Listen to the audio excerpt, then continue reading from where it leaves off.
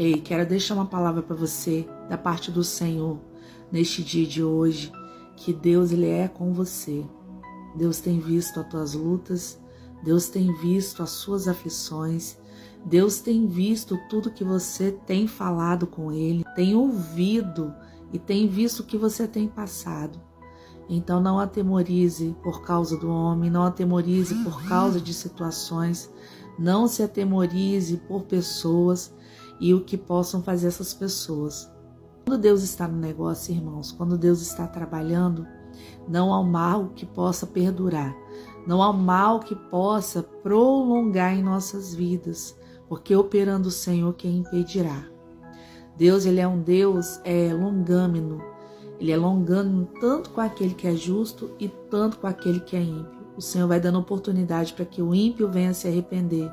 O Senhor vai dando oportunidade para o ímpio enxergar a sua maldade, os seus pensamentos, o seu mau caminho e venha entender que ele precisa voltar atrás, que ele precisa retroceder no mal que ele está cometendo. E aí até que vem o arrependimento, o Senhor, ele permite que isso aconteça. Então também o Senhor permite que tanto elas venham rever os seus maus caminhos, mas também como venham ser destruídas pelo mau caminho. Porque a palavra de Deus ela vai falar que os perversos se destruirão entre si. Então, não temas com aquele que tem se levantado contra a sua vida. Não temas as adversidades. Não temas, porque Deus ele tem visto as suas orações, tem visto a situação da sua vida e ele vai mudar esse quadro. Nada acontece por acaso. Nada. Se você continua fiel ao Senhor, você continua a passar a buscar o Senhor com mais sinceridade e com intensidade, descendo na casa do oleiro, você pode ter certeza que esse oleiro, que é o Deus Todo-Poderoso, ele vai trabalhar na sua vida, ele vai moldar o seu caráter, ele vai te trazer libertação, ele vai te trazer cura.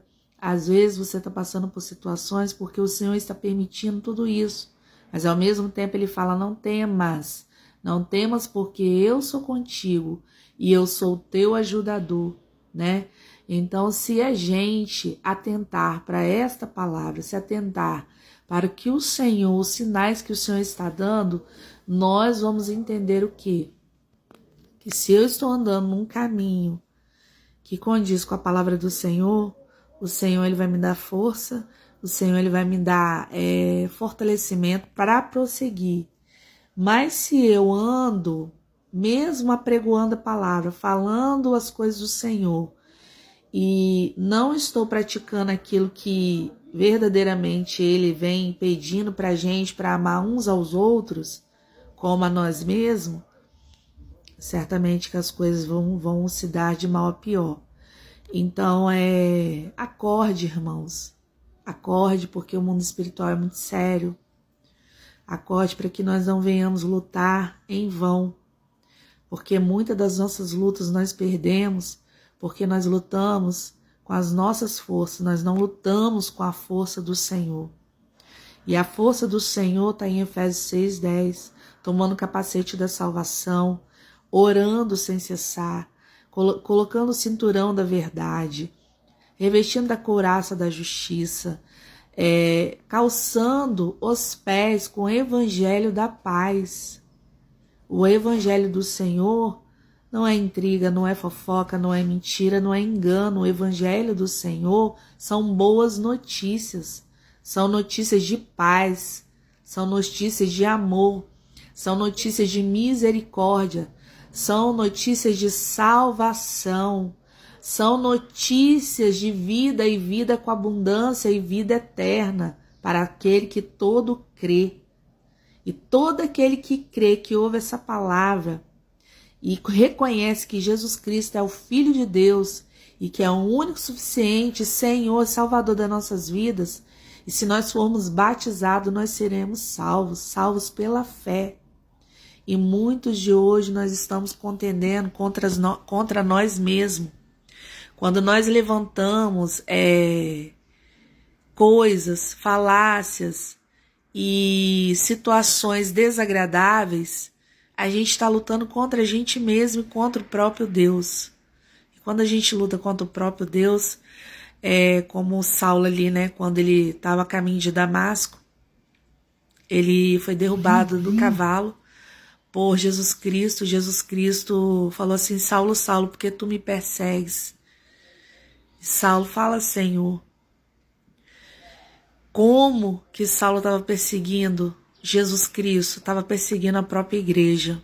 Estava perseguindo os próprios cristãos. Aqueles que creram verdadeiramente no que o Senhor operava, no que o Senhor dizia e que verdadeiramente ele vinha de Deus, Jesus Cristo.